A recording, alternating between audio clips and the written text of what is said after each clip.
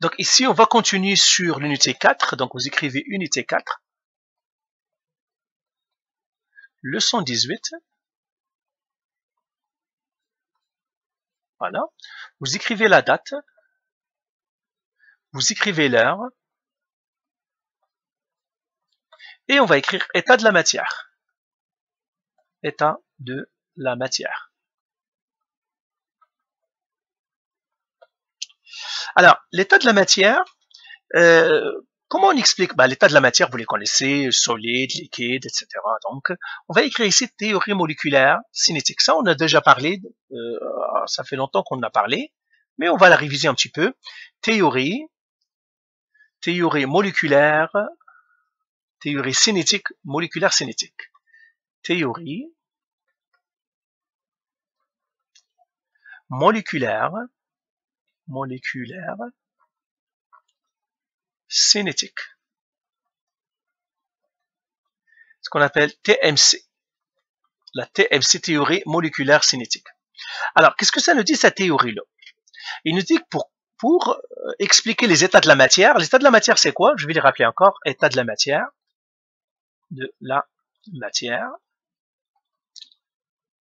C'est quoi? Bien sûr, c'est le solide, liquide, gaz. Donc, je pourrais être là sous forme solide, liquide, gaz, plasma aussi, mais c'est ça l'état de la matière. Maintenant, pour expliquer ces états de la matière, on a la théorie. La théorie, qu'est-ce qu'il nous dit? Alors, on va énoncer les principes de la théorie. Donc, on va les écrire, je vais les écrire sur une autre page. Principe de la théorie. Principe de la TMC. TMC, c'est-à-dire théorie moléculaire cinétique. Alors, première chose, premier principe, qu'est-ce qu'il nous dit? Il nous dit que toutes les substances se composent de petites particules. Toutes les substances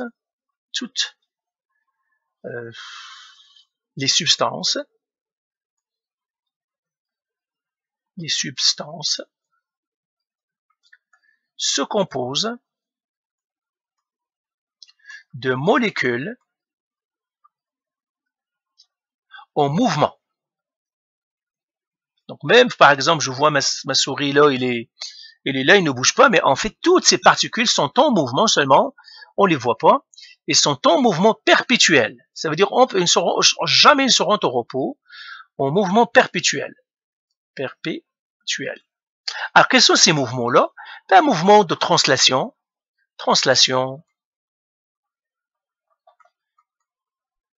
rotation, ils tournent autour d'eux-mêmes, autour de leur axe, vibration, comme la Terre par exemple. La Terre, on a l'impression qu'il ne bouge pas, mais en fait, il tourne. Il ne tourne pas seulement une fois, il tourne sur elle-même, c'est pour ça qu'on voit le jour et la nuit, et il tourne autour du Soleil. Donc, vous voyez, tout objet tourne. Ça, c'est le premier principe. Alors, pourquoi on l'appelle premier principe? Parce que un principe, c'est quelque chose qu'on ne peut pas prouver, mais que on observe. Si j'augmente la température, l'augmentation de la température augmente la vitesse du mouvement. La diminution de la température diminue la vitesse du mouvement. Alors, l'augmentation, si j'augmente la température, l'augmentation de la température augmente la vitesse du mouvement, augmente l'énergie et la vitesse du mouvement. Augmente l'énergie et la vitesse du mouvement. La vitesse du mouvement. La diminution, bien sûr, diminue la vitesse du mouvement. Je ne vais pas l'écrire, mais c'est un corollaire. Tout simplement, si j'augmente la vitesse augmente, mais si je diminue la température, la vitesse diminue. Troisième, les molécules s'attirent. Les molécules s'attirent mutuellement. S'attirent mutuellement. Donc, s'attirent mutuellement.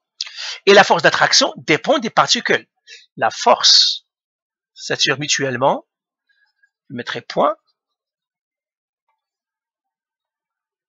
La force force d'attraction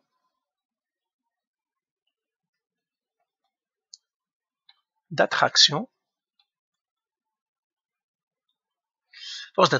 force d'attraction dépend du type de molécule. Dépend du type de molécule.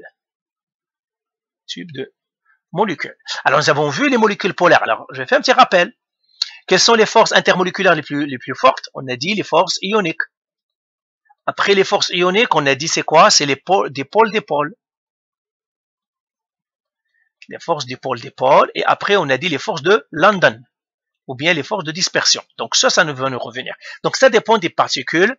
Les ioniques, ce sont les plus grandes forces. C'est pour cela que les substances ioniques sont toujours solides, en général solides, à température ambiante, etc.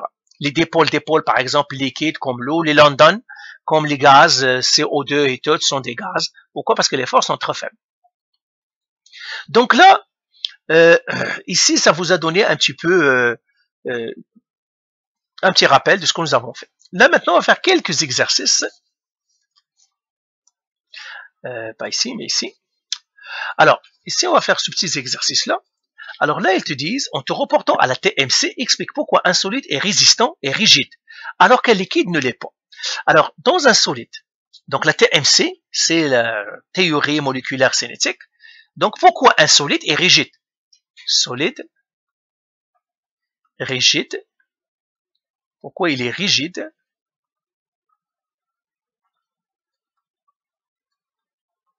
Alors que le liquide, il ne l'est pas. Liquide, mou. C'est-à-dire on peut même mettre sa main à l'intérieur d'un rigide. Eh bien pourquoi? Eh bien tout simplement, les molécules des solides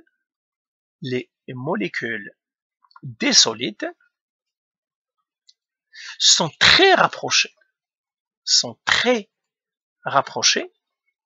C'est ça un solide. Sont très rapprochées et présentent une forte attraction. Donc plus la distance est petite, plus la force est forte. Et présente une très forte attraction, une très forte force d'attraction. Ok, une très forte attraction. Alors, donc les particules ou bien les molécules sont tellement rapprochées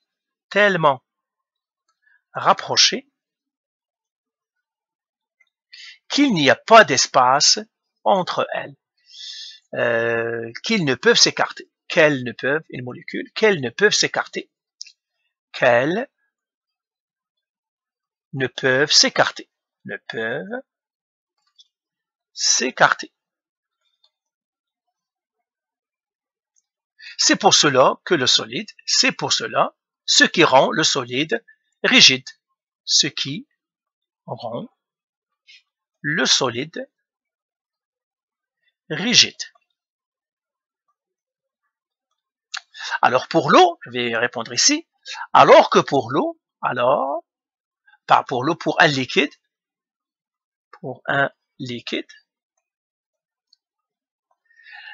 la distance pour un liquide, les molécules sont plus éloignées, alors que pour un liquide, les molécules sont plus éloignées. Les molécules sont plus éloignées et l'attraction et la force d'attraction est plus faible. Et la force d'attraction est plus faible. Donc la force d'attraction est plus faible. Les molécules peuvent se déplacer d'une place à l'autre. C'est pourquoi le liquide sont fluides. Les molécules peuvent se déplacer entre elles C'est pourquoi le liquide est fluide. Le liquide est fluide. Voilà, c'est ça la réponse. Tout simplement, on se rapporte à ça. Hein. En te rapportant à la TMC, décrit l'évaporation d'un liquide en un gaz.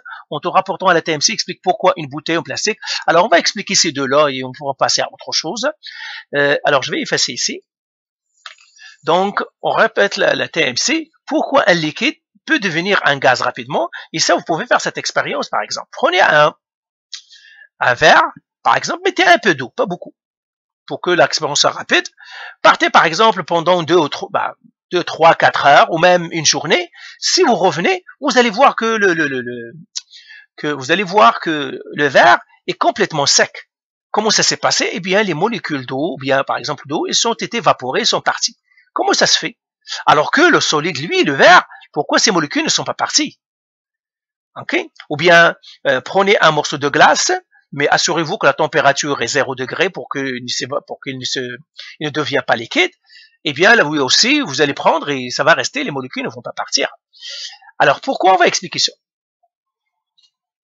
Alors, les molécules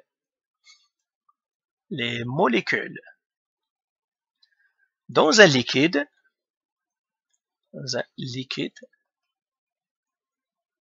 peuvent se déplacer entre elles,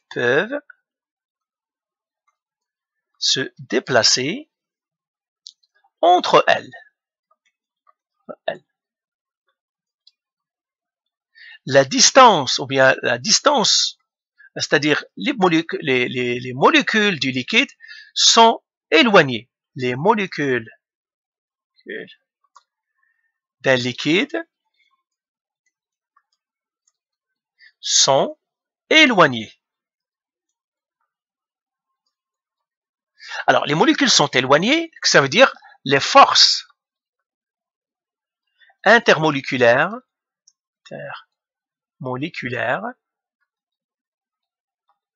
sont faibles. Donc, qu'est-ce que ça veut dire ça? Les molécules qui sont à la surface d'un liquide, ben parfois ils partent. La force qui les retient n'est pas assez forte. Et qu'est-ce qu'ils font? Ils peuvent partir. D'accord? Donc, les molécules à la surface peuvent être éjectées à la surface. Peuvent être éjectées parce qu'il y a les molécules qui sont en collision peuvent être éjectées et passer pour éjecter du liquide et passer à l'état gazeux. Du liquide et passer à l'état gazeux. À l'état gazeux. Gazeux. À l'état gazeux. À l'état. Ils peuvent passer à l'état gazeux. C'est ça. Donc là, je vais répondre à ces deux questions-là et c'est tout. Les autres, je vous ai expliqué ce que ça veut dire. Tout simplement, ce que vous devez savoir, c'est que vous devez savoir que dans les solides, les particules sont très rapprochées l'une de l'autre. Et les forces intermoléculaires sont tellement fortes. De telle manière que si une particule veut partir, elle n'est jamais éjectée parce qu'elle est solidement attachée aux autres. Toutes les particules. Dans un liquide, les particules sont un peu éloignées. Alors, les particules de la surface là, eh bien, une particule qui vient par exemple du bas, elle frappe ici par collision, alors là, elle s'éjecte. Pour les gaz, les particules sont tellement éloignées et ils rentrent en collision. Une particule qui frappe une autre, là, si elle est frappée, elle va partir ici. Une molécule qui frappe une autre. Particule qui frappe une autre. Donc, c'est ce que vous devez savoir pour les liquides, les solides et les gaz. Donc, voilà pour cette partie-là. On va parler un petit peu des types de gaz. Avant qu'on finisse ici, je vais faire, c'est ça. Type de gaz. Type de gaz. Alors, il y a deux types de gaz. On a les gaz, en fait, dans la réalité, il n'y a qu'un seul type, mais dans la théorie, il y a deux types de gaz. Dans la théorie,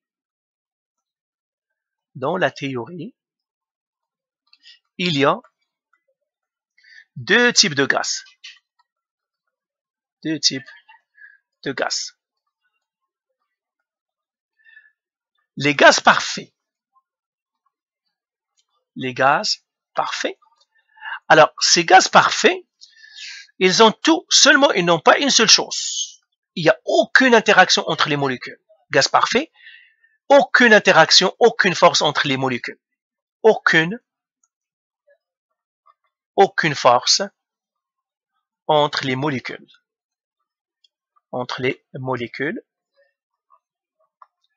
Il n'y a pas de force ionique, il n'y a pas de force d'épaule-d'épaule, il n'y a pas de force de London, rien dans les gaz parfaits. Les gaz réels, c'est ce qu'on trouve dans les réalités, il y a des forces intermoléculaires. Il y a des forces intermoléculaires. Intermoléculaires. Les d'épaule-d'épaule, les ioniques, je vais les écrire ici, ioniques. Ça pourrait être d'épaule-d'épaule. D'épaule. Ça pourrait être London. Le minimum, c'est London. Le minimum. Alors que dans les gaz, il n'y a aucune force intermoléculaire. Tout ce qu'ils se font, ils se condensent une sur l'autre. Ça veut dire, tout simplement, ils entrent en collision, mais rien d'autre. Donc, vous devez connaître ces deux types de gaz. Les gaz parfaits, la même chose. Les premiers principes, le deuxième, ils sont tous d'accord avec. Pour non, pas ici. C'est ça, je les ai plus. Alors, où est-ce que je suis là? C'est ça. Nous avons les gaz parfaits et les gaz réels. Je viens de vous montrer la différence entre les deux parce qu'on va parler beaucoup des gaz parfaits, aussi des gaz réels, mais beaucoup des gaz parfaits. Alors, voilà pour cette première partie de la leçon. Et faites les exercices et on verra ce qu'on va faire. Parfait. Allez, bye.